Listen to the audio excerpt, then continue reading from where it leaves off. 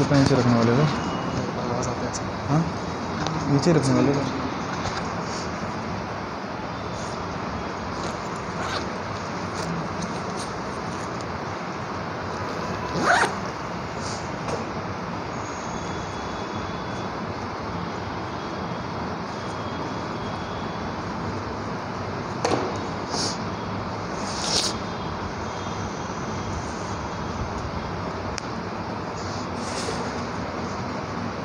हरे कृष्ण।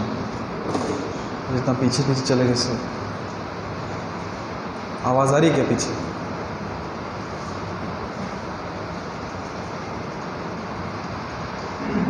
तो पिछले सप्ताह हमने प्रभु श्री राम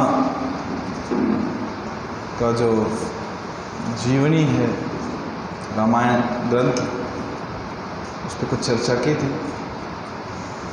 आज हम चर्चा करेंगे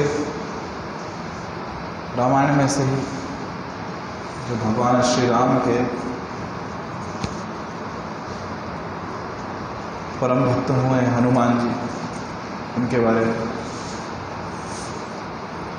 हनुमान जी की एंट्री रामायण में कहाँ पे आती है? किष्किंधा कांड में।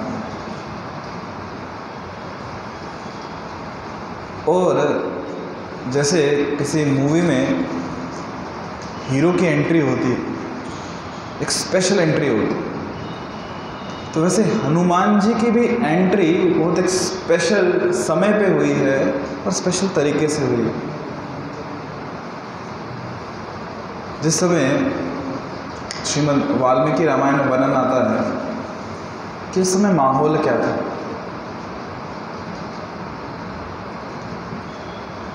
जो वानरों के राजा हैं, कौन? एक तो बाली, दूसरे सुग्रीव।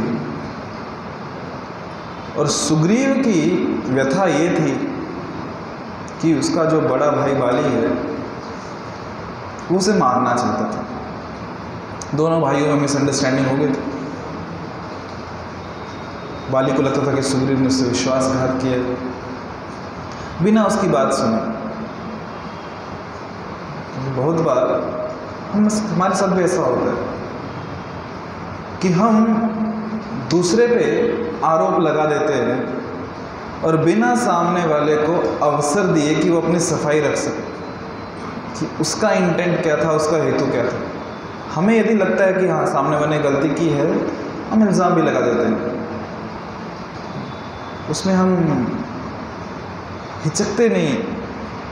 जब दूसरों पे इल्ज़ाम लगाने की बात आती है तो हम जज बन जाते हैं, तुरंत फैसला सुना देते हैं। पर जब इल्ज़ाम अपने ऊपर आता है तो हम वकील बन जाते हैं, क्यों ये सही नहीं है, क्यों ये गलत है। तो बाली ने वही किया, वो जज बन गया और सुग्रीव को अवसर नहीं दिया उसकी बात रखने का। क्यों क्यों बाली को लग रहा है कि विश्वासघात किया, जो ऐसा नहीं हुआ था? क्या मिसअंडरस्टैंडिंग क्या हुई? तो बाली ने सुग्रीव को मारने के लिए भागा और उसकी जो पत्नी थी सुग्रीव की, उसको भी अपने पास रख लिया। वानर है। अभी सुग्रीव बाली से जान बचाने के लिए पूरे विश्व भर में भाग रहा है और बच नहीं पा रहा। कहाँ भागे? बाली बहुत शक्तिशाली। अंततः सुग्रीव ने आश्रय आके लिया ऋषिमुख पर्वत पर, क्योंकि ऋषिमुख पर्वत के बाली को ये शाप था कि यदि वो ऋषिमुख पर्वत पे आएगा तो मर जाएगा। ये शाप मातंग ऋषि ने बाली को दिया था। तो अभी सुग्रीव को ये बात तो पता थी कि बाली यहाँ नहीं आएगा, इसलिए उसने जो ऋषिमुख पर्वत था वहीं पे अपना जो कहते हैं घर बसा लिया, वहीं पे रहने लगा वो। अभी भय के मारे जो सुग्रीव है उसको यही भय था कहीं से बाली ना आ जाए। एक दिन वन में दो युवक नौजवान सुग्रीव को दिखते हैं, जो साधु के वेश में हैं, भिक्षुक जैसे लग रहे हैं। पर सुग्रीव का प्रश्न है, ये कैसे भिक्षुक जो हाथ में धनुष बाण लेके चले? वन में कौन आता है ऐसे? पहली बात, वन में ऐसे कौन भिक्षुक धनुष बाण लेके घूम रहे हैं? तो ये क्षत्रिय हैं या साधु हैं? इनके भेष में ही थोड़ा सिंक नहीं हो रहा है, मतलब कहीं तालमेल नहीं बैठ रहा। सुग्रीव भयभीत हो जाता है कि कहीं ये बाली ने तो नहीं भेजा इन दोनों को मुझे मारने के लिए, क्योंकि खुद तो नहीं आ सकता, स्वयं नहीं आ सकता। बोलते जाओ पता करो कौन है ये।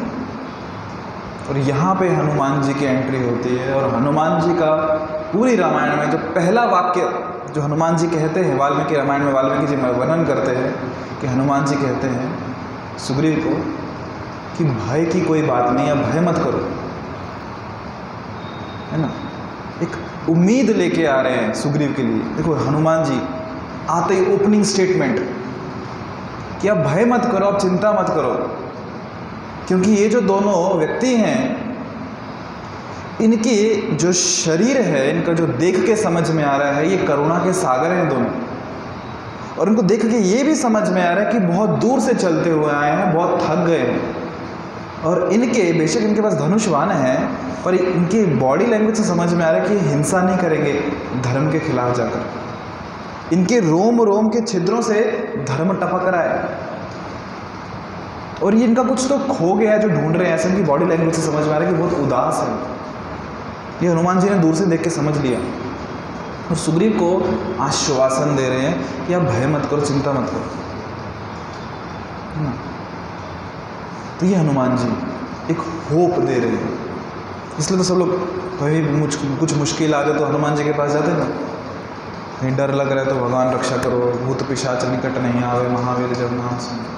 क्यों? क्योंकि हनुमान जी वो उम्मीद दे रहे हैं। और हम सबको हमारे जीवन में ज़्यादा नहीं, कम से कम कोई एक व्यक्ति तो होना चाहिए जो हमें उम्मीद दे। जब हम किसी विकट परिस्थिति में कोई आशा की किरण लेके जिसे हम जी सके, है ना। कहते हैं ना उम्मीद पे दुनिया कायम है। तो एक आशा की किरण जो सुग्रीव के जीवन में कौन लेके आए? हनुमान। सुग्रीव की जो स्थिति है, हमेशा भयभीत रहता है, हमेशा भयभीत। और उसका भय भी गलत नहीं था, सही था। कैसे सही था? क्योंकि बाली ना जो कहते हैं रिचुअल्स, नियम, या फिर हम कह सकते हैं जो कुछ क्या कहेंगे इसको, रिचुअल्स को क्या कहते हैं हिंदी में? हाँ, मान्यता कह सकते हो, या फिर कुछ कर्मकांड, विधि विधान, है ना। जैसे एक है कि संध्या करनी होती है हमें दिन में 3 बार, सूर्योदय के समय, सूर्यास्त के समय और मध्याह्न के समय। तो बाली ये संध्या करता था। कैसे? एक संध्या में वो 4 समुद्रों में जाके, 4 तीर्थों में जाके स्नान करता था। गायत्री, जंपिंग गायत्री। वानर है ना, बंदर है, चंचल होते हैं, तो एक जगह से टिक सकते हैं। जो आप चैंटिंग कर रहे हो हरे कृष्ण महामंत्र का माला पे, कैसे? इस छत से उस छत पे, उस छत से इस छत पे, इस छत से उस छत पे। तो उस जप का क्या अर्थ है? ध्यान कहाँ पे? तो बाली गायत्री कर रहा है। कैसे? इस समुंदर से उस समुंदर, उस समुंदर से उस समुंदर, उस समुंदर से इस समुंदर, ना अलग अलग समुंदर में जाके गायत्री कर रहे हैं। तो ऐसा वो 4 बार जब जा रहा है, तो 4 बार क्या करता था वो? ऋषिमुख पर्वत पे जाते जाते सुग्रीव को फ्लाइंग किक देके जाता था, उड़ते उड़ते। तो एक गायत्री में 4 बार जाता था, एक गायत्री में वो 4 बार किक मार के जाता था सुग्रीव को। पर्वत पे तो आ नहीं सकता था, ऊपर से उड़ते उड़ते मार के जाता था।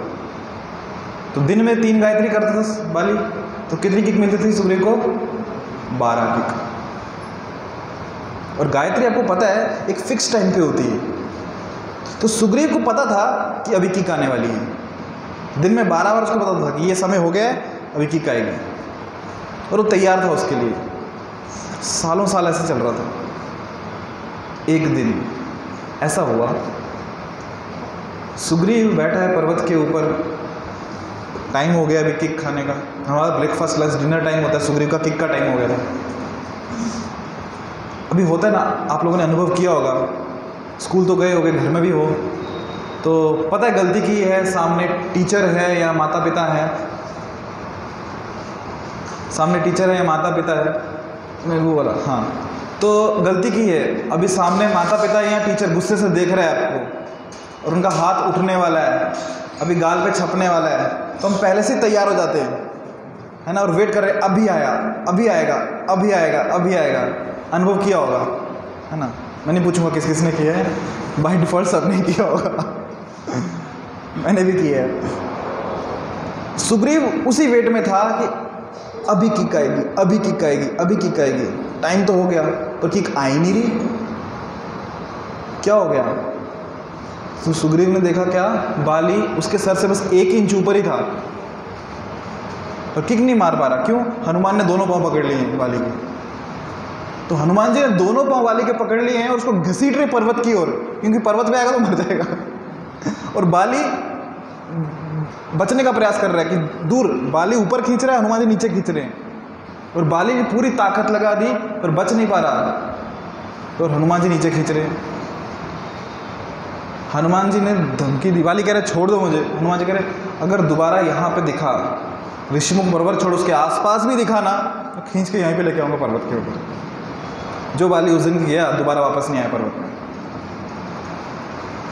बाली हनुमान जी से डरता था और सुग्रीव बाली से डरता था। ये भय ऐसी चीज़ है।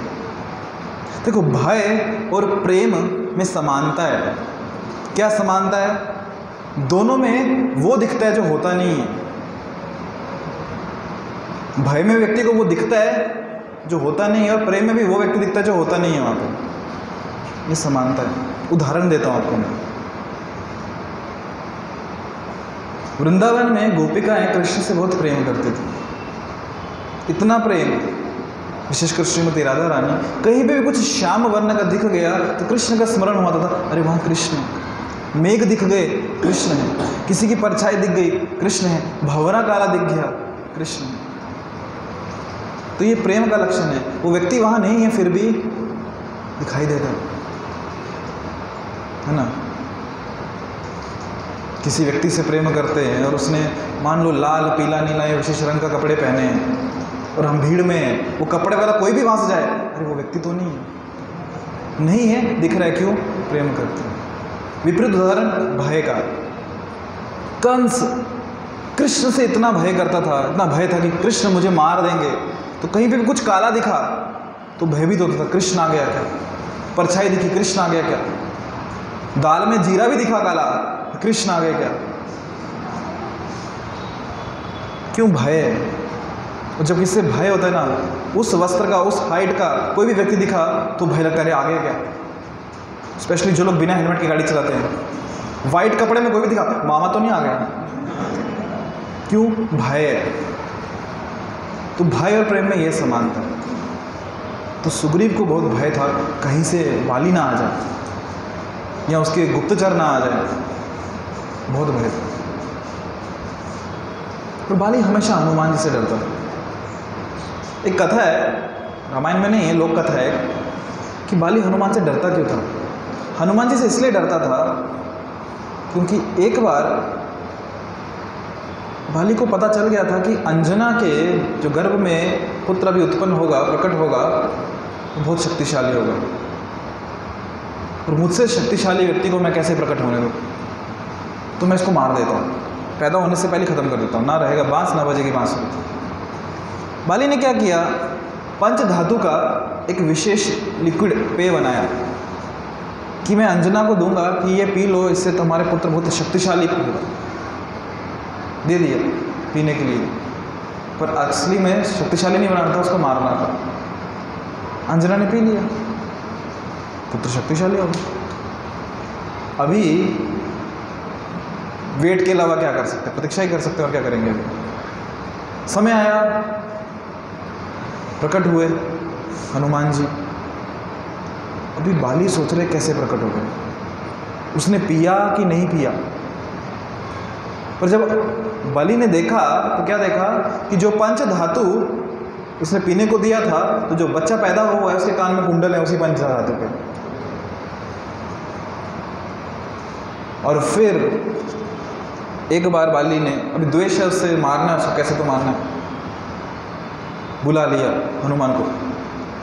युद्ध के लिए।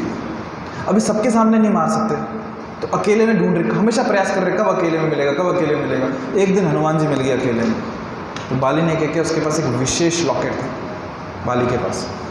उस लॉकेट की शक्ति ऐसी थी कि वो जिससे भी युद्ध करता था उसकी आधी शक्ति इसमें आ जाती थी। तो अभी इसकी खुद की शक्ति प्लस सामने वाले की आधी शक्ति, पलड़ा इधर भारी हो गया तो जीत जाएगा। हनुमान जी से युद्ध चालू हो गया। अभी लॉकेट पहन लिया उसने, पहन के आया पूरी तैयारी के साथ, हनुमान जी से युद्ध कर रहे। अभी हनुमान जी से युद्ध करने तो आ गया, पर हनुमान जी की आधी ताकत उसको अपने में समानी है। कैसे समाएगा? हनुमान जी की ताकत कुछ सीमित है क्या, है ना? रुद्र के अवतार है वो हनुमान जी की ताकत। अभी कभी आपने देखा होगा, कोई एक फ़ोन को हाई वोल्टेज पे चार्ज करो तो क्या होता है, फ़ोन की बैटरी ब्लास्ट हो जाती है। शक्ति असीमित है, पर जिसने धारण करनी वो तो सीमित है ना। एक बार हम यात्रा में गए थे, हमारे भक्त ने टेबलेट लिया था बड़ा, लगा दिया चार्जिंग को। दूसरे भक्त के पास फ़ोन था, उन्होंने फ़ोन को टेबलेट के चार्जर से लगा दिया, इतना पावर सप्लाई आया, फ़ोन ब्लास्ट, धुआं निकला और ख़त्म। तो वैसे ही बाली के पास तो लॉकेट है, वो एनर्जी ले रहा है हनुमान जी की, तो कहाँ समाएगा इतनी एनर्जी को? इतनी एनर्जी आ रही है, इतनी एनर्जी आ रही है, इतनी शक्ति आ रही है कि बस ब्लास्ट होने की कगार पे बाली, पर उससे पहले बेहोश होकर गिर जाते हैं। और फिर बाली कभी हनुमान जी के सामने नहीं गए युद्ध करने के। इसलिए राम जी जब जाते हैं ना, राम जी छुप के मारते हैं बाली को, सामने से आके नहीं मारते, क्योंकि बाली हनुमान जी के सामने उनकी शक्ति नहीं बर्दाश्त कर पा रहा। राम जी, हनुमान जी की शक्ति कहाँ से आ रही है? राम जी की शक्ति क्या बर्दाश्त करेगा? तो जो बेहोश हो जाएगा तो राम जी मारेंगे किसको? हाँ, नहीं, हत्थे पे तो बाहर नहीं चलाएंगे, तो सिर्फ छुप के मारे। तो अभी हनुमान जी और सुग्रीव की वार्ता चल रही है। सुग्रीव कह रहे वो दोनों व्यक्ति कौन है, वो भिक्षुक कौन है, जाओ पता करो। हनुमान जी समझा रहे कि आपको चिंता करने की कोई बात नहीं, फिर भी सुग्रीव कहते जाओ पता करो, पर ऐसे मत जाना, भेष बदल के जाना। भेष बदल के जाना, एक भिक्षुक का भेष धारण करके जाना, और जाके उनकी खूब प्रशंसा करना, क्योंकि जब किसी की प्रशंसा होती है व्यक्ति अपने राज खोल देता है, सब कुछ बोल देता है, उगल देता है, इसलिए उनकी खूब अच्छे से प्रशंसा करो। तो हनुमान जी, और हाँ, सुग्रीव जी एक और चीज़ कहते हैं, जब तुम जाओगे ना, सुग्रीव कहते हैं हनुमान जी, जब उन दोनों के पास जाओगे तो अपना मुख मेरी तरफ रखना, बातें उन दोनों से करना, पर अपना मुख मेरी तरफ रखना, ताकि तुम्हारे मुख के हाव भाव से मैं समझ जाऊं कि वो मित्र हैं या शत्रु हैं। अगर शत्रु निकले तो मैं यहीं से भाग जाऊंगा। सोचिए सुग्रीव कितना डरपोक है। 3 किरदार हैं, चरित्र हैं, एक बाली है, एक सुग्रीव है और एक हनुमान। समस्या किसके जीवन में नहीं आती? सबके जीवन में आती, पर उन समस्याओं से हम क्या ले रहे हैं, उसके बाद हमारा क्या आ रहा है, उससे अंतर पड़ता है। जैसे एक लड़की रो रही थी, क्यों? बहुत समस्या जीवन में, पिताजी के पास पहुंची रोती रोती, पिताजी बहुत समस्या, क्या करूँ कुछ समझ नहीं आ रहा। पिताजी कहते बेटा चले जरा, उनको उपाय बताता हूँ, और रसोई में आ जाओ। रसोई में लेके आए, रसोई में 3 बर्तन रखे चूल्हे पे, है ना, वो सेगड़ी पे 3 चूल्हे वाली सेगड़ी भी आती है ना, उस पर 3 बर्तन रखे, तीनों में पानी गर्म उबलने को रख दिया। एक के अंदर सख्त आलू डाल दिया, दूसरे में अंडा डाल दिया, और तीसरे में कॉफ़ी के बीन्स डाल दिए। कुछ समय बाद जब आलू को बाहर निकाला, आलू क्या हो गया? गल गया, नरम हो गया। जो अंडा था वो सख्त हो गया, उसका छिलका निकल के अंदर सख्त हो गया। और जो कॉफ़ी के बीन्स थे उनको कुछ नहीं हुआ, वो पहले भी कड़क थे, वो भी कड़क है, बस जिस पानी में थे वो पानी का रंग बदल गया, भी खुशबू आ रही है। तो पिताजी समझाते हैं बच्चे को, देखो परिस्थितियाँ सेम हैं, पर पहली परिस्थिति में जो कड़क था पहले, वो बाद में क्या हो गया? नरम हो गया। मतलब परिस्थितियों से हार गया, वो टूट गया परिस्थितियों से। वही परिस्थितियाँ जब दूसरे में आई, अंडे के जीवन में, पहले नरम था, पर परिस्थितियों के आने बाद क्या हो गया? वो सख्त हो गए।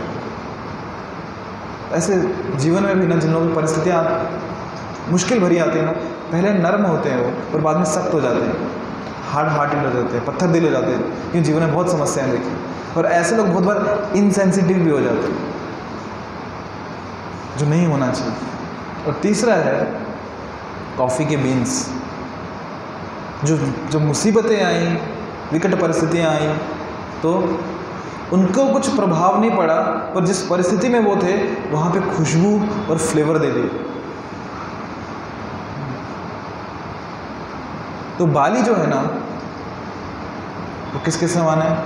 उस अंडे के समान है। जब उसके जीवन में विकट परिस्थितियाँ आई तो वो और पत्थर दिल हो गया, इनसेंसिटिव हो गया, और दूसरों को कष्ट देने में से कुछ नहीं लगता। सुग्रीव के जीवन में जब विकट परिस्थिति आई तो वो क्या हो गया? वो नर्म हो गया, वो डरपोक बन गया, कायर बन गया, रोता है, हमेशा रोते रहते हैं। पर हनुमान जी के जीवन में वो जिस भी परिस्थिति में है, जहाँ पे है वहाँ पे फ्लेवर लेके आ रहे हैं। उनके जीवन में कुछ परिभाव नहीं है, जहाँ है वहाँ खुशबू लेके आए। ये सिर्फ उदाहरण के लिए आपको बताया, इसका मतलब ये नहीं है कि आपको सेवन करना उन चीज़ों का जो मैंने नाम लिए, सिर्फ उदाहरण बता रहा हूँ। परिस्थितियों में हमें क्या करना चाहिए, हमें उनसे प्रभावित नहीं होना चाहिए, और जहाँ पे हम हैं उस परिस्थितियों को हमें बदलना चाहिए। तो हनुमान जी जब पहुँचे वेश बदल के भिक्षुक का राम और लक्ष्मण के पास वन में, तो राम जी हनुमान जी को देखते हुए प्रश्न उनके मन में आता है कि ये भिक्षुक वन में क्या कर रहा है। पहला प्रश्न सुग्रीव को आया था, भिक्षुक वन में क्या कर रहे हैं। राम जी को प्रश्न आ रहा है, भिक्षुक वन में क्या कर रहे हैं। क्योंकि यदि देखा जाए, भिक्षुक का काम है भिक्षा मांगना, उसको नगर में होना चाहिए, गांव में होना चाहिए। वन में कौन भिक्षा देगा उसको? तो ये तो व्यक्ति गलत है। भेष बदल के आए हैं। अभी यहाँ नहीं, जब ड्रामा होता है भेष बदल के आते हैं कि कोई दाढ़ी मूछ लगा के आ गए और बोले, हाँ पता चलता है कौन है व्यक्ति है। हनुमान जी सच में भिक्षुक का भेष लेके गए थे। और जब पहुँचे वहाँ पे, अपना इंट्रोडक्शन दिया राम जी को। क्या इंट्रोडक्शन दिया? बोले मैं सुग्रीव का दास। यहाँ पे गड़बड़ कर दी हनुमान जी। पहली मुलाकात हो रही है राम जी से, अरे एक चेयर लेके आओ।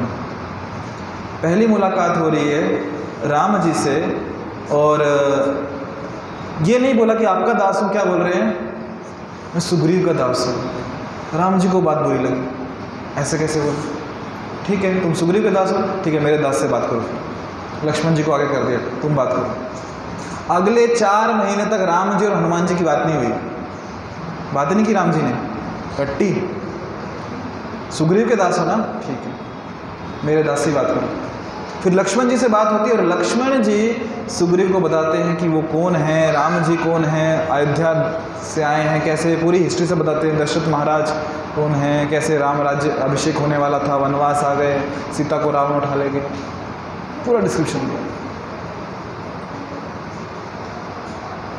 जब लक्ष्मण की और हनुमान जी की चर्चा हो रही है, हनुमान जी राम जी को देख रहे हैं, राम जी हनुमान जी को देख रहे हैं। इन दोनों की चर्चा में हनुमान जी कहते हैं कि प्रभु श्री राम और जो सुग्रीव हैं, दोनों में समानता है, दोनों मित्र बन सकते हैं। क्या समानता है? कि दोनों परेशान हैं और दोनों की पत्नी को कोई दूसरा ले गया, इसलिए दोनों मित्र बन सकते हैं। तो उनको, राम लक्ष्मण को हनुमान जी अपने ऊपर बिठा के लेके जाते हैं सुग्रीव के पास, उस पर्वत पर, ऋषिमुख पर्वत पर। इन चर्चाओं के दौरान जो राम जी हैं वो लक्ष्मण को बताते हैं कि लक्ष्मण, ये जो व्यक्ति है ना हनुमान, ये वाक्य कुशलता में बहुत निपुण है, और इसको देख के मैं समझ पा रहा हूँ कि इसकी जो बोलने की कला है, इसने अवश्य ही बहुत ही शास्त्र में गहराई से पठन किया है और किसी विशेष गुरु के पास पठन किया है। इसे सभी शास्त्रों ज्ञान है। और इसकी बोलने की जो कला है कि बिना किसी गलती के बोलता है व्यक्ति, और उसकी बॉडी लैंग्वेज एकदम परफेक्ट है।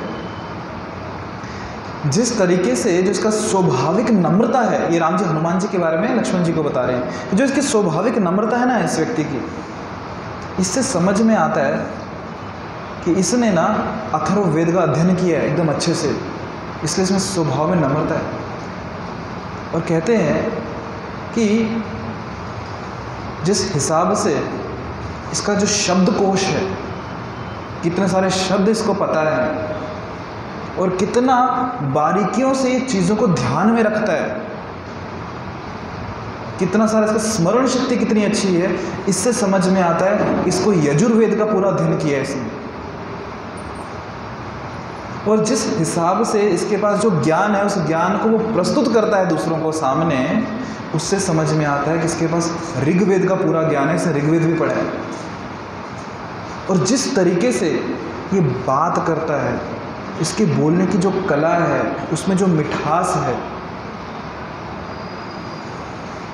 इसकी जो ध्वनि, जो जिस सुर में ये बात कर रहा है, वो इतना रमणीय लगता है, ऐसा लगता है कि इसने सामवेद का भी बहुत अच्छे से अध्ययन किया। ये सब बात भगवान कैसे पता कर पा रहे हैं? उसके बोलने के तरीके से, हनुमान जी के बोलने के तरीके से।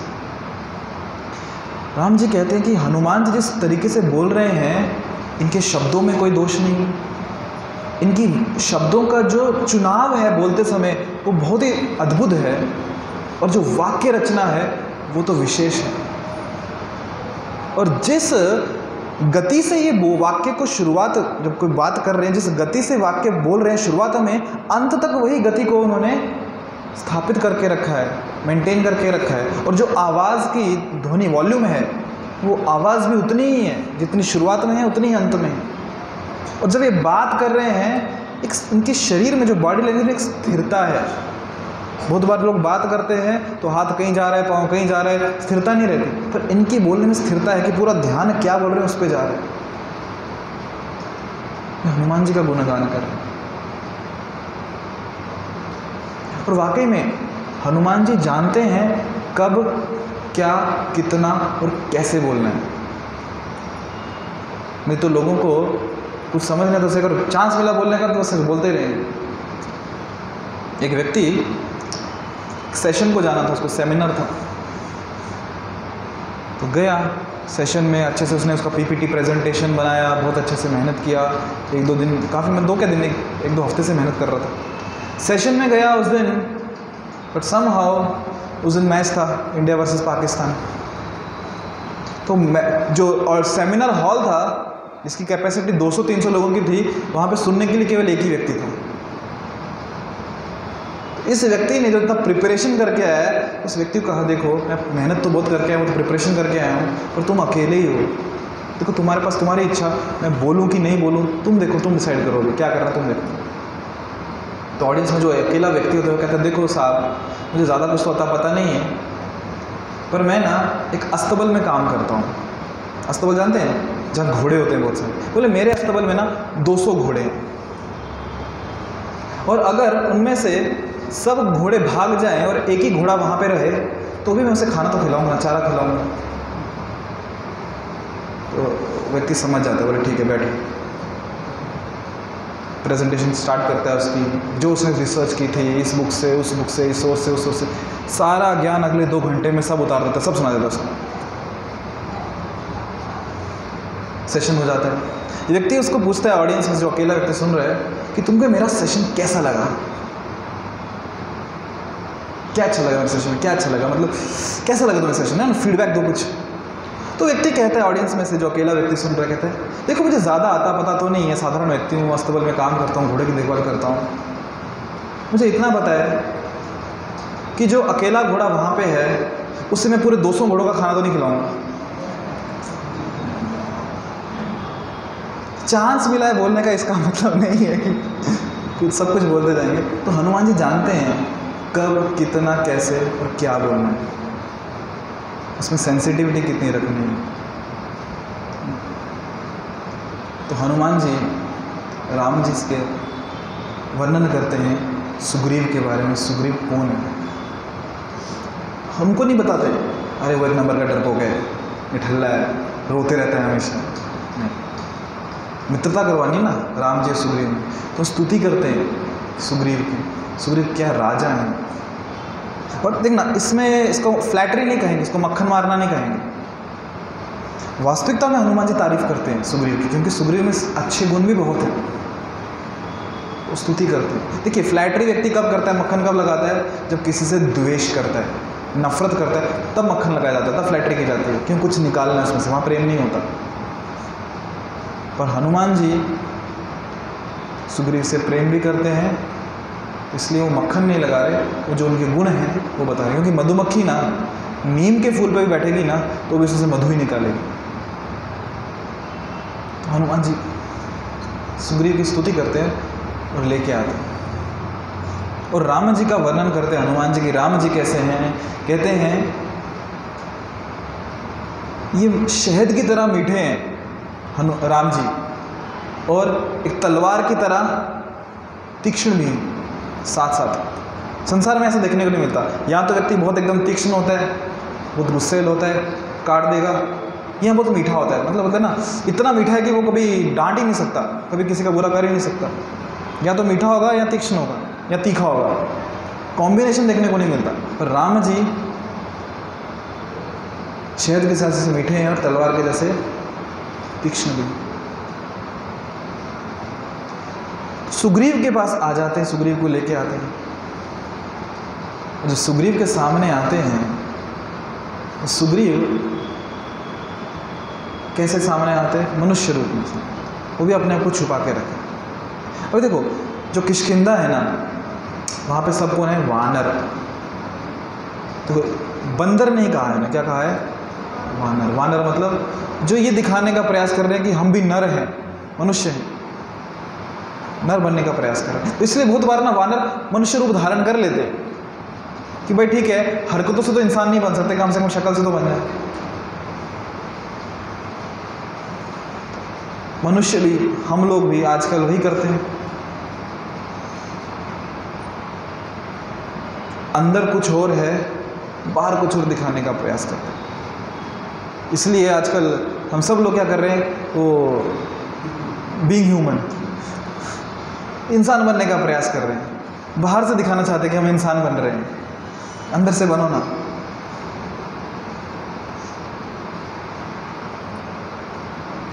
और हनुमान जी जब वापस आए तो भिक्षुक के रूप में वापस आए, कम से कम सुग्रीव को यकीन हो जाए कि मैंने आगे का उल्लंघन नहीं किया, सच में भिक्षुक बन के ही गया था।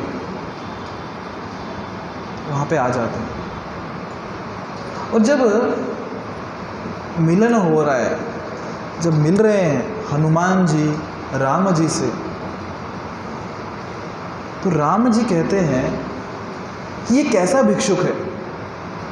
हनुमान जी तो भिक्षुक का वेश धारण करके आए ना, उनको पूछते तुम कैसे भिक्षुक हो। इतना अमीर कौन भिक्षुक होता है जो गले में हीरे का नेकलेस पहन के घूम रहे हैं, हीरे की माला पहन के घूम रहे हैं। तुमने भेष तो बदल लिया, कम से कम उसको तो निकालना था। तो हनुमान जी सोच रहे हैं इनको दिख रहा है मेरा हीरे का। लक्ष्मण जी को पूछा आपको दिख रहा है, लक्ष्मण जी को नहीं दिख रहा है, इनको दिख रहा है, कैसे दिख रहा है। तो उसके पीछे कथा आती कि बचपन में हनुमान जी को उनकी माता फल खिलाया करते थे, आम के हो गए, तो आम का फल लाल लाल होता है। तो एक दिन भूख लगी थी, उन्हें देखो सूरज भी लाल है, कथा सुनिए सब ने। तो हनुमान जी कूद गए कि मैं वही फल खाऊंगा, और पवन पुत्र हैं तो कौन रोक सकता है। चल गए हनुमान एयरवेज सीधा, और सूर्य को खा लिया। सूर्य को खा लिया बात ठीक है, पर कहानी यहाँ ख़त्म नहीं हुई।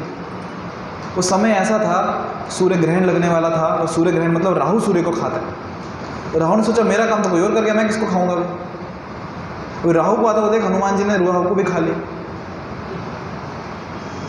अभी वहाँ पे बात पहुँची इंद्र के पास, एक व्यक्ति आया है, वानर आया, इसने सूर्य को भी खा लिया और राहु को भी खा लिया। इंद्र ने क्या किया, अपना वज्र लिया और मार दिया हनुमान के हनु पे, जोर से लगा, और वो वहीं पे आकाश मार्ग से नीचे गिरे। हमारे पवन देव ने कैच किया, उनको बुरा लगा, गुस्सा आया कि मेरे बेटे को ऐसा क्यों किया। तो पहले सूर्य गायब था, राहु गायब था, अभी पवन को भी गायब कर दिया। लेते रहो सांस में बैठ के। फिर आए सब लोग, ब्रह्मा जी आए, उन्होंने मनाया वायुदेव को, सबको ऑक्सीजन मिला उनका, और फिर सब ने आके आशीर्वाद दिया, बहुत आशीर्वाद दिया। ब्रह्मा जी ने आशीर्वाद दिया कि जब तक मैं जीवित हूँ, जितना मेरा आयु है हनुमान, तो उतनी तुम्हारी भी आयु हो। अग्निदेव ने आशीर्वाद दिया, वरदान दिया कि तुम्हें अग्नि कभी नहीं जला सकती, फायर प्रूफ। वरुण देव ने आशीर्वाद दिया, तुम वाटर प्रूफ, पानी तुम्हें कभी डूबा के मार नहीं सकता, है ना। तो हमारे विश्वकर्मा, उन्होंने आशीर्वाद दिया, कोई अस्त्र शस्त्र तुम्हें नहीं मार सकते। धन्वंतरी ने आशीर्वाद दिया, तुम कभी जिसको भी स्पर्श करोगे वो स्वस्थ हो जाएगा। सूर्यदेव ने आशीर्वाद दिया, तुम्हारे पास सब ज्ञान होगा। सब आके एक एक आशीर्वाद दिए जा रहे, है ना। सूर्यदेव, यमराज जी आए, उन्होंने आशीर्वाद दिया कि तुम क्या बोलते हैं इसको, हमेशा नव युवक की जैसे एकदम रहोगे, कभी बीमार नहीं पड़ोगे। सब लोग आके आशीर्वाद दे रहे।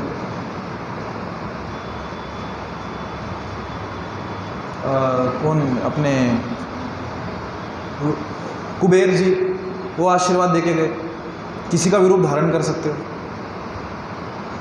ब्रह्मा जी ने एक और विशेष आशीर्वाद दिया।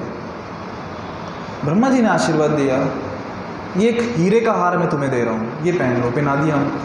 बोले इस हीरे के हार की विशेषता ये है, इस हीरे के हार को कोई भी नहीं देख पाएगा। यहाँ तक कि हनुमान जी के जो माता पिता है वो भी नहीं देख पाते थे उस हीरे के हार को। सोचिए, आपके पास हीरे का हार जिसे कोई नहीं देख पा रहा, कौन पहनेगा उसको? दागिने आभूषण हम तो इसलिए पहनते ना, लोगों को दिखा सके, सेल्फी ले सके, मेरा हार है ना, मेरी अंगूठियाँ चमचमाती हुई। कौन खरीदेगा ऐसा हार जिसको कोई दिखा नहीं सकता? कौन जाएगा ऐसा हार शादी में पहन के, पार्टी में, जिसको कोई देख ही नहीं सकता? उनके माता पिता भी नहीं देख पा रहे इस हार को।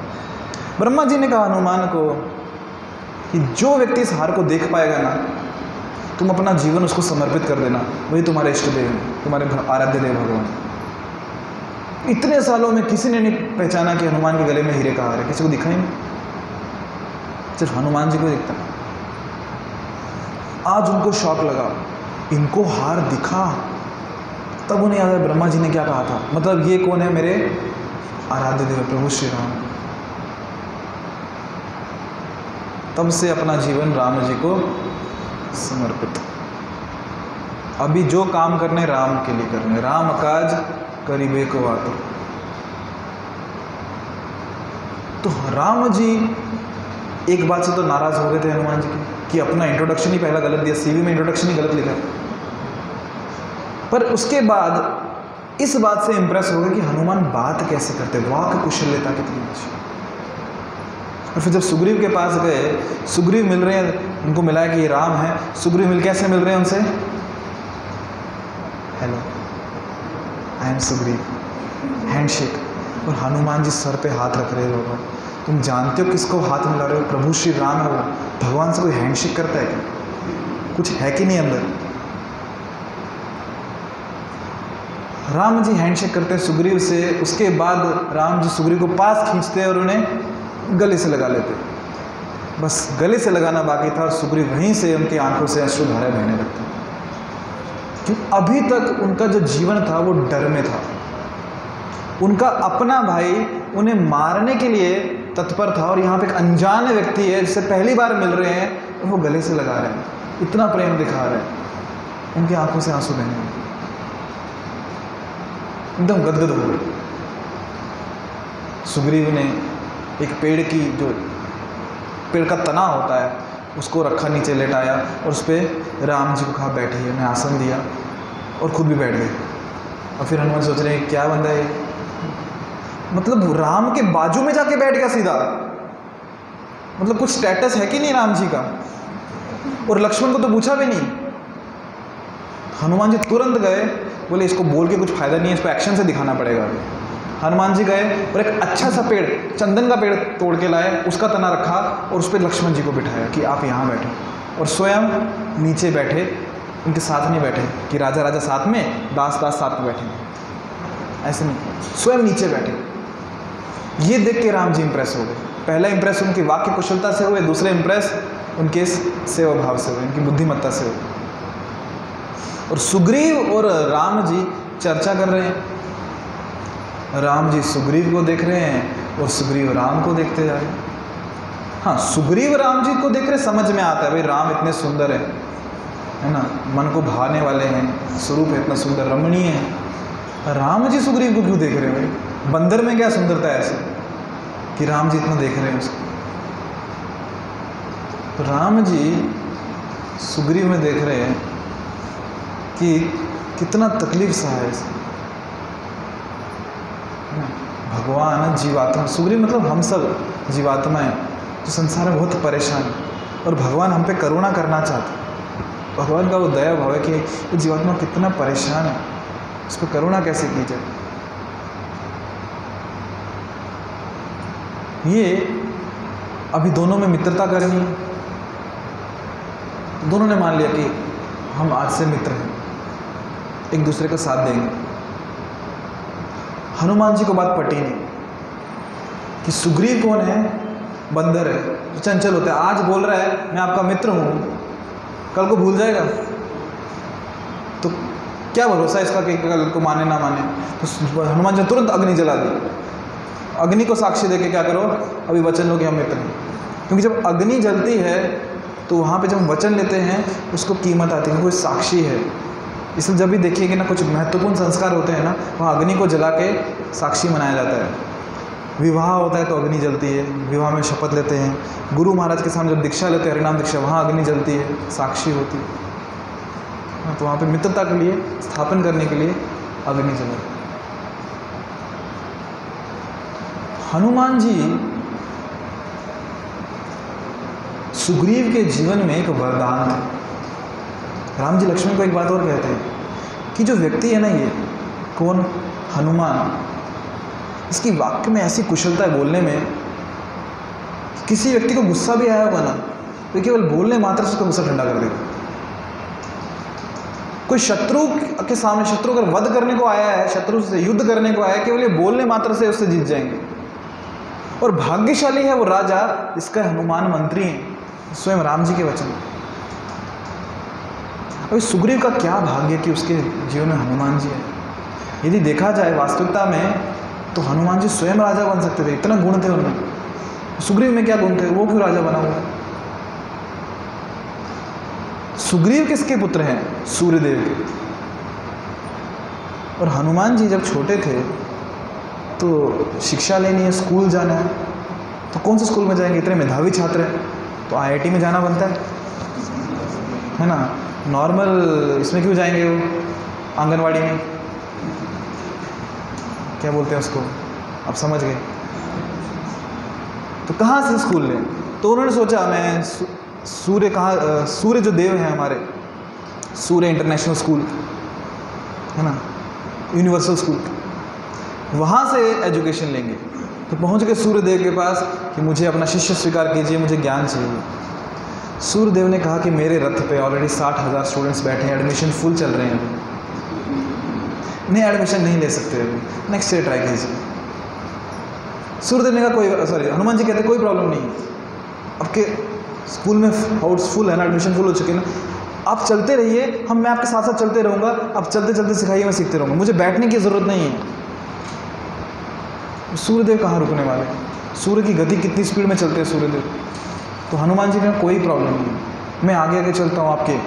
और हनुमान जी रिवर्स, सूर्य सामने से आ रहे हैं, हनुमान जी इधर, हनुमान जी रिवर्स चल रहे हैं, सूर्य सामने से आ रहे हैं, सूर्यदेव ज्ञान दे रहे हैं, हनुमान जी स्वीकार कर रहे हैं। हनुमान जी बता रहे हैं एक स्टूडेंट की लक्षण कैसे होने चाहिए, सीखने की जिज्ञासा। एक्सटर्नल्स कुछ भी, लाइट चलेगी हम नहीं पढ़ सकते। अरे उनका भी एग्जाम्पल आता है ना, अम्बेडकर जी का, BR अम्बेडकर जिन्होंने संविधान दिया हमें, लाइट चल जाती थी, कहाँ पढ़ते थे? स्ट्रीट लाइट में। उन्होंने नहीं कहा कि लाइट चलेगी कैसे पढ़ेंगे। जिसको उसका ध्येय हासिल करना है, ठान लिया मुझे करना ही करना है, फिर वो उपाय निकालता है कि कैसे करूँ। वो ये नहीं देखता कि किस कारण से नहीं हो सकता। यदि बहाने ढूंढने तो हज़ारों मिल जाएंगे, पर यदि उपाय ढूंढना है तो भी हज़ारों मिल जाएंगे। हमें चुनना है, हमें क्या चाहिए, बहाना या उपाय। तो हनुमान जी ने उपाय निकाला कि आप चलते रहिए, आपके कार्य में कोई डिस्टर्बेंस नहीं आएगा, मैं आपकी स्पीड से रिवर्स डायरेक्शन में आपके आगे चलते रहूँगा, आप ज्ञान दीजिए, मैं स्वीकार करते रहूँ। और इस प्रकार हनुमान जी ने सूर्यदेव से सब ज्ञान ले लिया। जब ज्ञान ले लिया तो जब सूर्यदेव गुरु बन गए, हनुमान जी शिष्य बन गए, और जब कोर्स ख़त्म हो गया, डिग्री मिल गई, उसके बाद गुरु दक्षिणा का समय आया। गुरु दक्षिणा जो आजकल जिसे हम कहते हैं फीस, आजकल स्टूडेंट को जब एडमिशन लेना होता है पहले वो फीस पे करता है, फिर गुरु सिखाते हैं। सनातन संस्कृति में शिक्षा, अन्न, जल और न्याय, ये 4 चीज़ें कभी किसी से पैसे नहीं लिए जाते थे। ये चारों चीज़ें फ्री ऑफ कॉस्ट। और एक राजा का उत्तरदायित्व होता था कि प्रजा में ये चारों चीज़ें होनी चाहिए हर व्यक्ति के पास। जल, अनाज मतलब भोजन, न्याय और शिक्षा, कोई 4 चीज़ नहीं इसकी। और कलयुग में यही चारों सबसे महंगे हैं, और इसका बिजनेस कभी फेल नहीं होता। आजकल न्याय बहुत महंगा हो गया है, जिसकी जेब में पैसा है उसको न्याय मिलता है ना, इसलिए कानून अंधा होता है। जिसके पास पैसा है उसको भोजन मिलता है। पानी भी आजकल पैसे से आ रहा है। कभी किसने सोचा था कि पानी बिकेगा? आजकल तो हवा भी बिक रही है, आपको पता है कि नहीं पता नहीं। ऐसे सेंटर्स हैं, अगर फ्रेश एयर चाहिए ना, वहाँ जाओ, इतने समय के लिए पैसा दो और आप फ्रेश एयर ले सकते हो। क्या रह गया? शिक्षा पूछो मत। नर्सरी क्लास का बच्चा, LKG UKG, उसकी साल की फ़ीस 1 लाख रुपए होती है। ऐसा क्या सिखा रहे हैं उसको पता नहीं। इंजीनियरिंग कॉलेज की आज की फ़ीस है 1 लाख रुपए साल की, और LKG UKG को A फॉर एप्पल बोलना सिखा रहे हैं, उसका 1 लाख रुपए ले रहे हैं। तो सोने का एप्पल सिखा रहे हैं क्या, पता नहीं। तो ये चीज़ें फ्री में मिलनी चाहिए, पर आजकल उसका पैसा लग रहा है। तो सूर्यदेव को गुरु हैं, शिष्य का कर्तव्य है गुरु दक्षिणा देना। वो फीस नहीं है, वो गुरु दक्षिणा है कि शिष्य कृतज्ञ भाव से, जैसे पिछली बार हमने देखा था ना, दशरथ महाराज के मन में कैसे कृतज्ञ भाव था, कुछ दिया है तो मैं भी कुछ दूँ। शिष्य के मन में गुरु दक्षिणा का कृतज्ञ भाव है कि मैं तो कुछ तो करूँ मेरे गुरु महाराज के लिए, और इसको ये उपकार फेरना नहीं है। आपने ज्ञान दिया ना, ये लो आपको फीस दी, हो गया काम, दोबारा मत बताना, शक्ल मत देखना मेरी, दे दी ना फीस आपकी, हो गया। आजकल संबंध वही रह गया शिष्य और गुरु का। फीस भर दी ना आपके इंस्टीट्यूट की मैंने, अब मुझे डांट किस बेसिस पे रहे हो? वो अधिकार ही नहीं देते, क्यों फीस पे कर दी आपकी? सनातन संस्कृति में ऐसा नहीं है। वंश शिष्य ऑलवेज ए शिष्य, जीवन भर के लिए वो शिष्य। और गुरु दक्षिणा मतलब कुछ एक कृतज्ञता स्वरूप में कुछ भेंट दे दो, उसका मतलब मैंने उपकार नहीं फेर दिया गुरु का। गुरु का हम कभी उपकार नहीं फेर सकते, हमेशा कृतज्ञ ही रहेंगे गुरु के लिए। गुरु ने जो हमें दिया है, गुरु ने दिला ज्ञान रूपी वसा, है ना, कि पूरे विरासत दी है। हनुमान जी कहते हैं कि गुरु दक्षिणा में आपको क्या दूं? सूर्यदेव कहते हैं कि मेरा जो पुत्र है ना सुग्रीव, उसके तो मंत्री बन जाओ, उसका हमेशा ध्यान रखना। तो हनुमान जी नहीं कहते अरे वो डफर जो निकम्मा किसी काम के नहीं, उसका मंत्री बनूं? नहीं, जो आगे लगते और क्या बन जाते हैं, उसके सेवक बन जाते हैं बिना कोई कंप्लेन की। इतना ज्ञान है, इतना सामर्थ्य है, अष्ट सिद्धि नव निधि के दाता क्या बन गए? सुग्रीव के सेवक। क्यों? गुरु को वचन दिए। इसलिए हमेशा सुग्रीव की रक्षा के लिए तत्पर। ये हैं हनुमान जी। और हनुमान जी हमेशा मिला रहे हैं लोगों को। सुग्रीव को राम जी से मिला दी। हनुमान जी देखिए क्या रोल प्ले कर रहे हैं, भक्तों को भगवान से मिलाने का। सुग्रीव को राम जी से मिलाया, मैया सीता को प्रभु श्री राम से मिलाया, भरत को राम जी से मिलाया, विभीषण को राम जी से मिलाया। तो हमारे जीवन में जो काम गुरु करते हैं ना, क्या काम करते हैं, जीवात्मा को भगवान से मिलाने का काम, वो कार्य कौन कर रहे हैं, हनुमान जी कर रहे हैं। जहाँ पे बाकी लोग विश्वास नहीं करते, बाकी लोगों को संशय होता है, पर हनुमान जी को विश्वास है, वो मिलाते हैं। जैसे उदाहरण विभीषण का लें, तो विभीषण जब लंका से आया आकाश मार्ग से कि मुझे प्रभु श्री राम का आश्रय चाहिए, तो सुग्रीव और बाकी सब ने उनको वहीं पर रोक लिया, हवा में नीचे मत पाँव रखना। तो राम जी पूछ रहे हैं क्या किया जाए, सुग्रीव बोल रहे हैं शत्रु पक्ष के मार दो भी, पर हनुमान जी वहाँ पे बीच में आते, कहते नहीं, ये आपके भक्त हैं नहीं, और राम जी उन्हें आश्रय देते थे।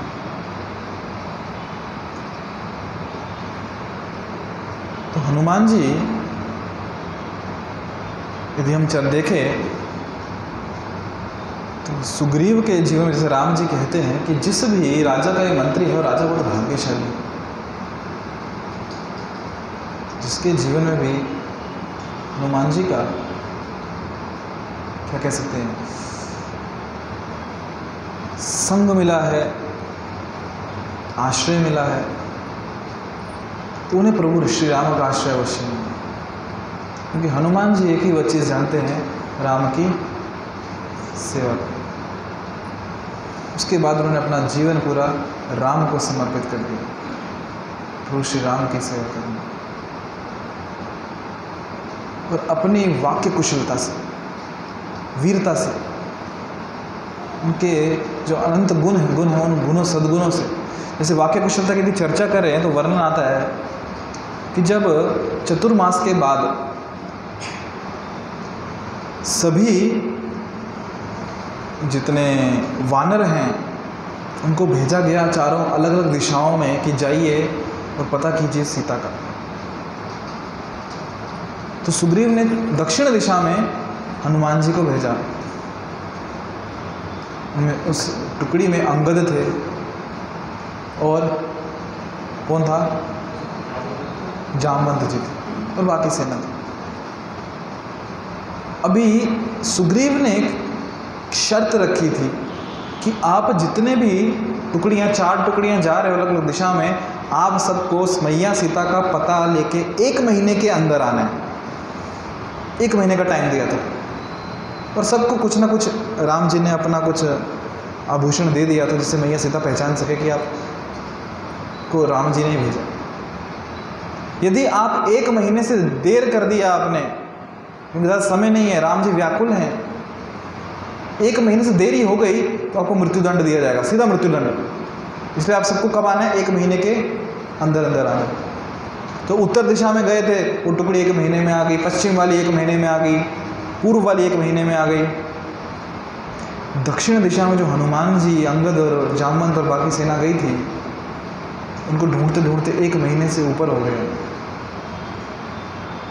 वापस नहीं आए। और यहाँ राम जी व्याकुल हैं, लक्ष्मण व्याकुल हैं कि ये आए क्यों नहीं।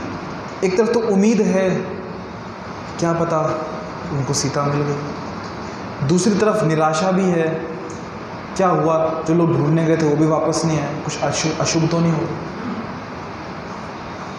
पर याद आता है कि जटायु ने बोला था प्रभु श्री राम को कि जिस मुहूर्त में रावण सीता का अपहरण करके लेके गया है, उस मुहूर्त से समझ में आता है कि जो वस्तु खोई हुई है वापस अवश्य मिलेगी। जो लोग ज्योतिष जानते हैं वो जानते हैं कि किस मुहूर्त में वस्तु गुमे तो मिलेगी कि नहीं मिलेगी। हालांकि रावण पूरी प्लानिंग से आया था, वो उस मुहूर्त में सीता को लेके जा रहा था जिस मुहूर्त में सीता वापस ना मिले, पर जटायु ने अपने प्रयासों से रावण से भिड़ गया।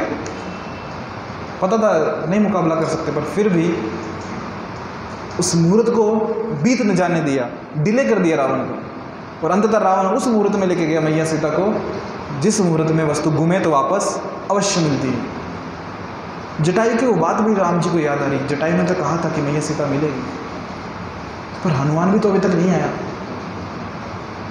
और यहाँ पे हनुमान जी समुद्र तट पे प्रतीक्षा कर रहे हैं, कुछ समझ नहीं आ रहा, सामने दूर तक केवल समुद्र ही समुद्र है और मैया सीता कुछ पता नहीं, पानी पानी दिख रहा है। और फिर वहाँ पे जटायु के जो भाई हैं दूसरे गिद्ध, वहाँ चर्चा होती है, उनको समझ में आता है। मैं कहानी एकदम शॉर्ट करके आगे तक लेके जा रहा हूँ।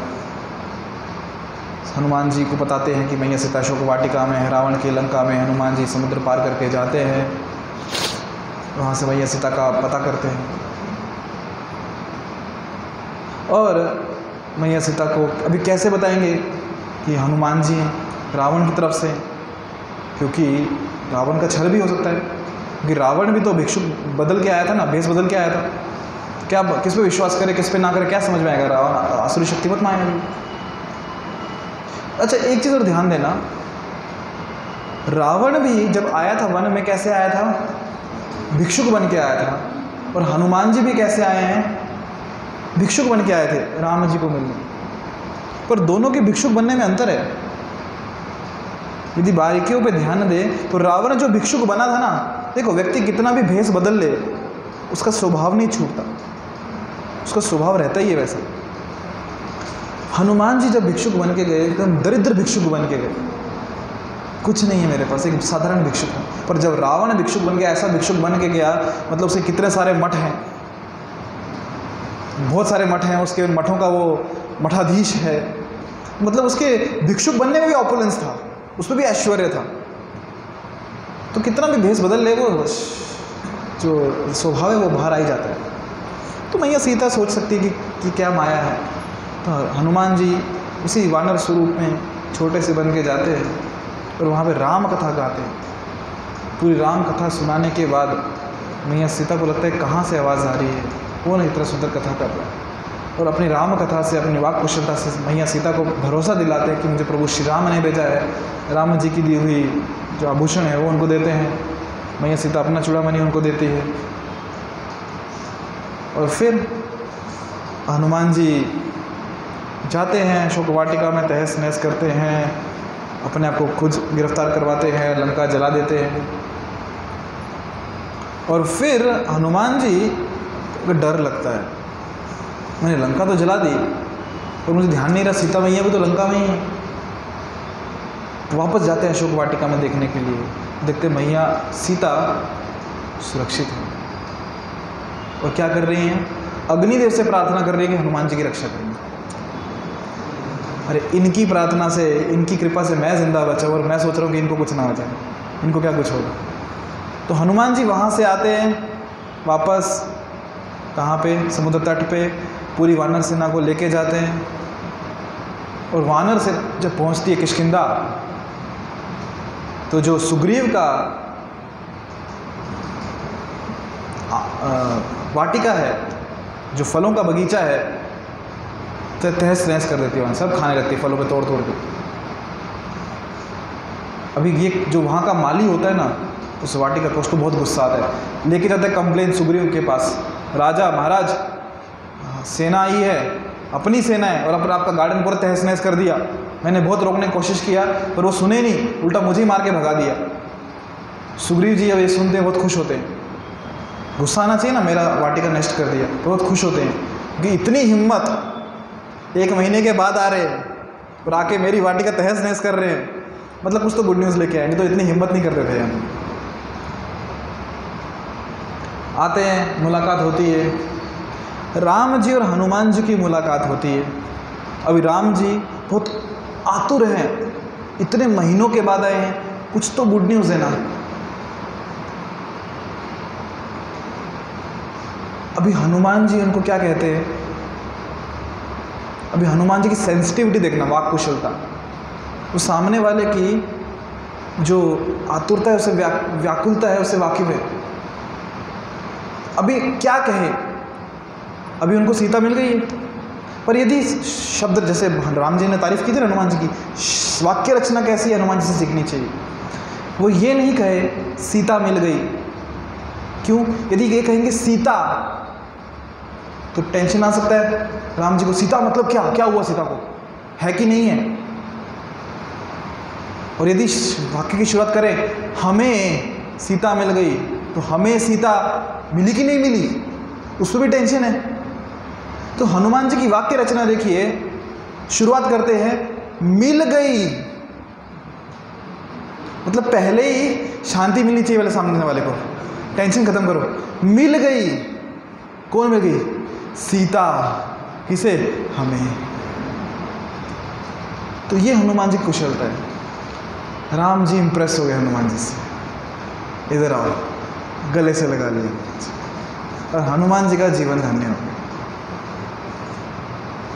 ये हनुमान जी, ये बुद्धि है कि सेवा कैसे। देखो, सेवा करना हर कोई करता है, पर सेवा बेहतर तरीके से कैसे की जाए जिससे जिसने हमें सेवा दी है वो प्रसन्न हो जाए। यदि वो व्यक्ति जिसने सेवा दी है वो हमारी सेवा से प्रसन्न हो जाए तो सेवा का क्या कहते हैं उसे, सफलता है। वो सेवा की सफलता के लक्षण है। पर यदि सेवा दी है और वहाँ ठीक है करना है इसलिए कर दी, यस ठीक है, अच्छी बात है, सेवा कर दी, उससे भी बेहतर है कि सामने वाला प्रसन्न कैसे होगा मेरी सेवा से। वो हमें हनुमान जी से सीखना चाहिए कि भगवान की सेवा कैसे करें, भक्तों की सेवा कैसे करें, और विशेषकर उस सेंसिटिविटी के साथ। जो भक्तों से हम डील कर रहे हैं, व्यवहार कर रहे हैं, सेंसिटिविटी होनी चाहिए कि मेरे कार्य से, मेरी सेवा से सामने वाले को आनंद मिलेगा या तकलीफ होगी। ऐसे बहुत सारे किस्से हैं, कथाएं हैं हनुमान जी की। समय की कमी है, फिर कभी चर्चा करेंगे। तो हनुमान जी से हमें प्रार्थना करनी चाहिए। क्या प्रार्थना करेंगे? कि जो उनमें आतुरता है, कौन सी आतुरता? राम काज करीबे को आतुर, और दूसरा प्रभु चरित्र सुनेबे को रसिया। जो भगवान की कथा, नाम जब जो सुनने की, जो उनमें हमेशा लोल्यम है, जो आतुरता है, और भगवान की सेवा करने की जो आतुरता है, वो हमें भी आ जाए। उतना नहीं तो कम से कम उसका एक बूंद तो आ जाए, हमारा जीवन धन्य हो जाए, है ना। तो आज के दिन हनुमान जी से प्रार्थना करनी चाहिए। तो प्रार्थना कीजिए हनुमान जी से एकदम प्रमाणिकता से, दीन भावना से, कि हमें भी वो सेवा भाव दे भगवान के प्रति, नाम जप के प्रति, कि हम भगवान की कथा श्रवण अच्छे से प्रमाणिकता से सुन पाए, और भगवान के जो भक्त हैं, जो भटकती जीवात्माएं हैं संसार में, उनको प्रभु के चरणों में ला सके, उन्हें भगवान से मिला सके। ठीक है। हरे कृष्ण। कुछ प्रश्न किसी के मन में कुछ पूछना है? हालांकि आज भगवत गीता नहीं चर्चा की, पर फिर भी कुछ कहना चाहते, कुछ पूछना चाहते हैं?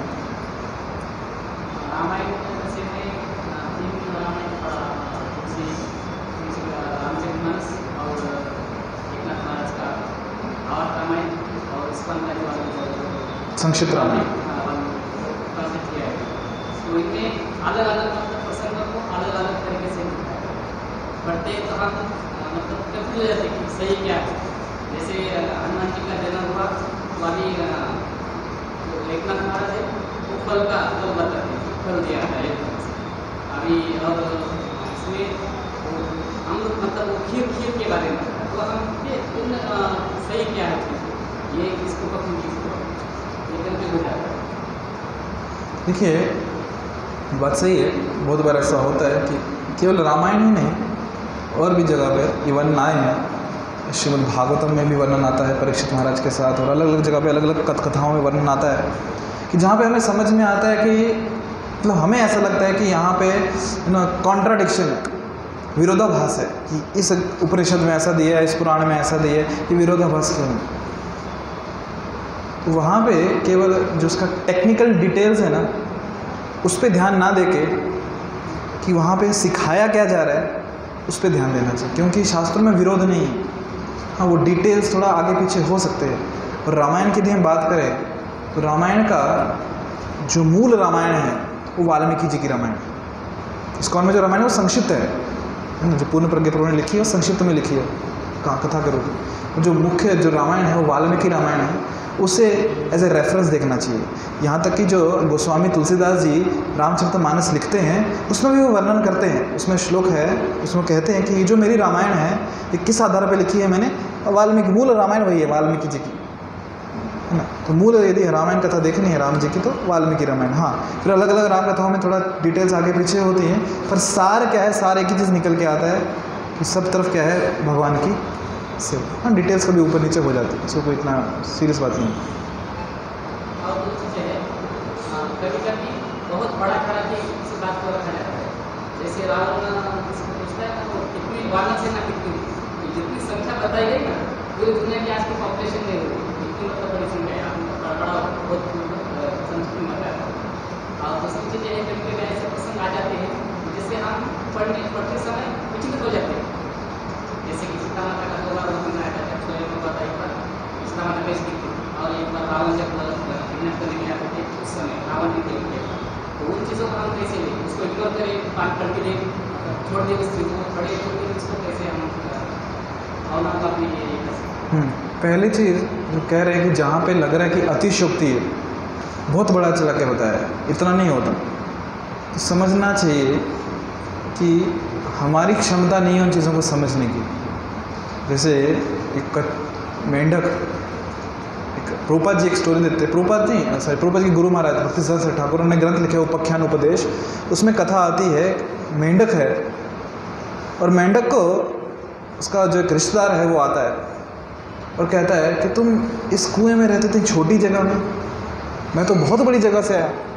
बोले कहाँ से? बोले मैं बहुत बड़े जलाशय से आया, समुद्र से आया। बोले समुद्र कितना बड़ा होता है? ये कुआं देखो कितना 10 बाय 10 का है, इतना बड़ा कुआं। बोले नहीं, समुद्र से बहुत बड़ा। तो बोले कितना? 20 बाय 20 का। बोले नहीं, बहुत बड़ा। बोले कितना? 30 बाय 30 का, 80 बाय 80, 100 बाय 100। बोले नहीं, बहुत बड़ा है, तुम कल्पना भी नहीं कर सकते। बोले तुम फेंक रहे, ऐसा कुछ भी नहीं होता, ये बहुत बड़ा चढ़ा के बता रहे तुम, ऐसा कुछ नहीं होता। क्यों? क्योंकि उस मेंढक ने कभी समुद्र देखा ही नहीं है, उसको कैसे पता समुद्र जैसी कोई अस्तित्व है कि नहीं। उसने जब सिर्फ देखा क्या, एक कुआं देखा।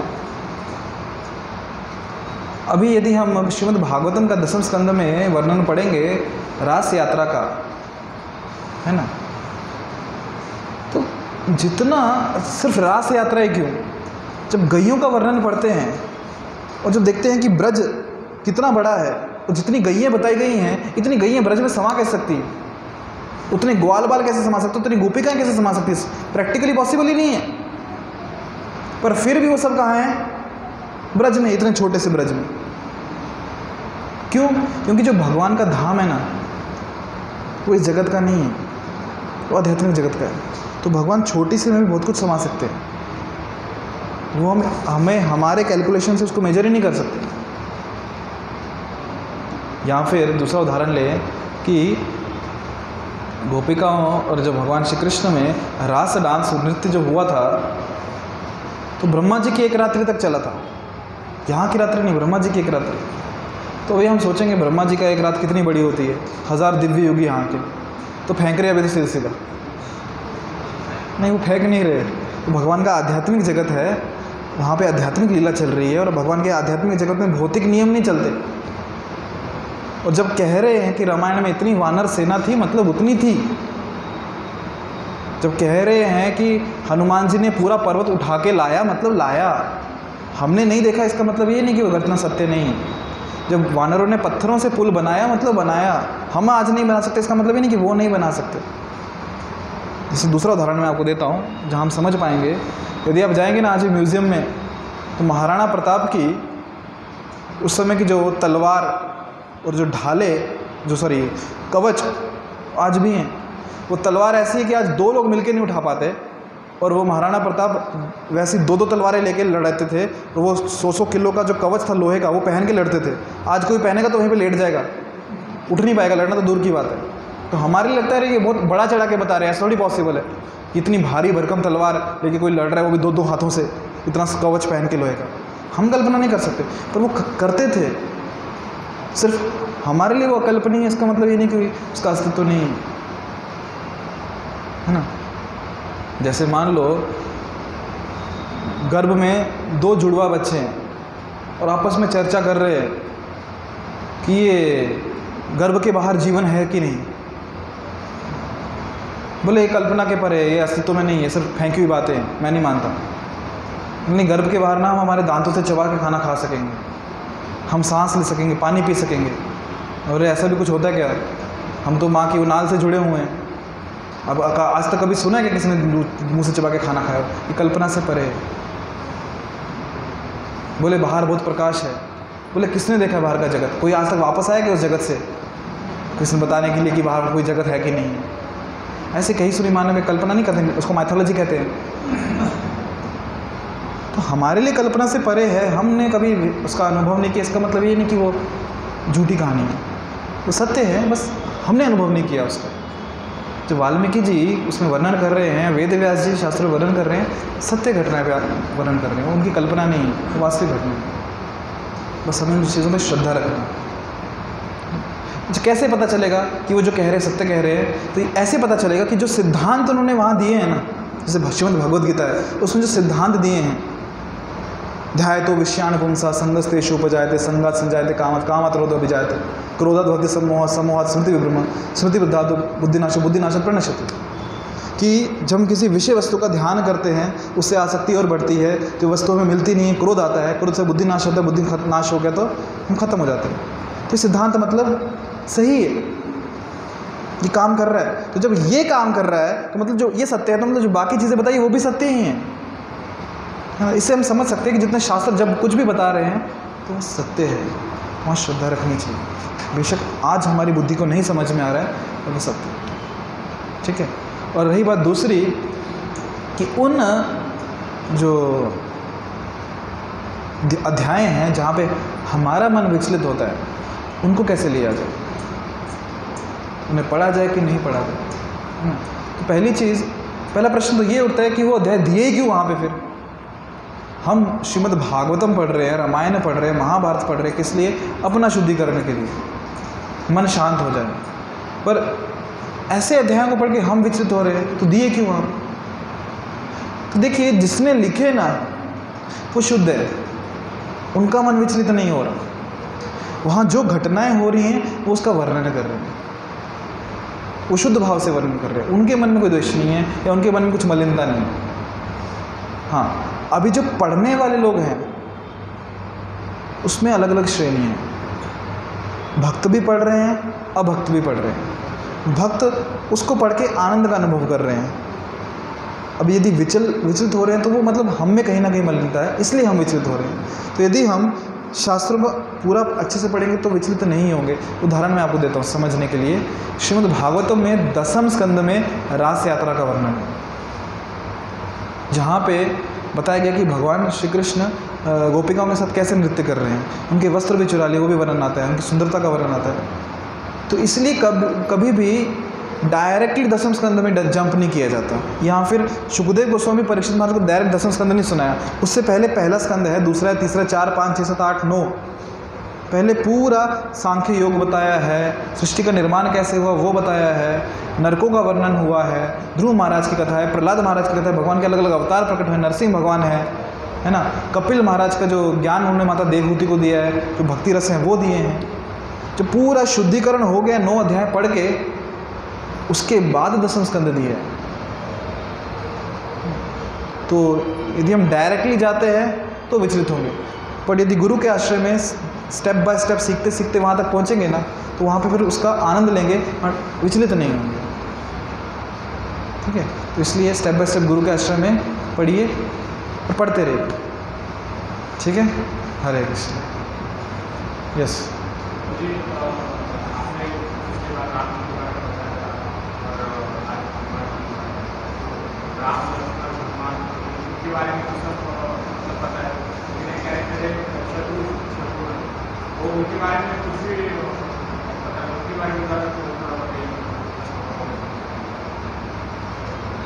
तो भरत और शत्रुघ्न का स्वभाव एक ही था, सेवा करनी है। भरत महाराज राम जी की सेवा करते थे और शत्रुघ्न भी राम जी की सेवा करते थे, सेवा भाव था उनमें। बाकी यदि रामायण डिटेल में पढ़ेंगे तो जब चित्रकूट का उदाहरण आता है, भरत जाते हैं भगवान श्री राम को वापस लाने के लिए, तो हम बहुत गुणगान किया उनका गुणगान जनक महाराज करते हैं, उनका गुणगान अपने वशिष्ठ मुनि करते हैं, उनका गुणगान स्वयं राम जी करते हैं, देवता लोग उनका गुणगान कर रहे हैं। तो वहाँ पे आपको डिटेल में मिलेगा भरत जी का गुणगान, कितने तपस्वी हैं, कितना उनका भैया के प्रति प्रेम है, सेवा भाव है, त्याग भावना है। सहनशील कितने हैं, ये सब गुण मिलेंगे।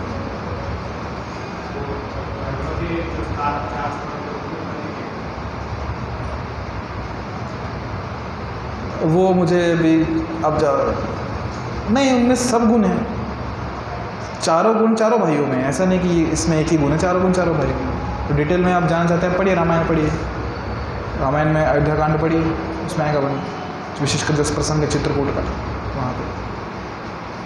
ठीक है, हरे कृष्ण।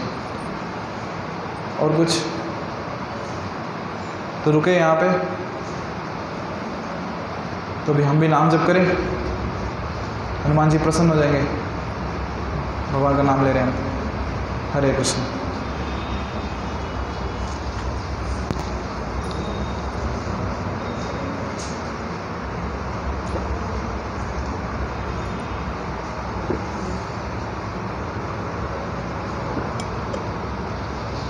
तो अपना माला आप निकाल लीजिए।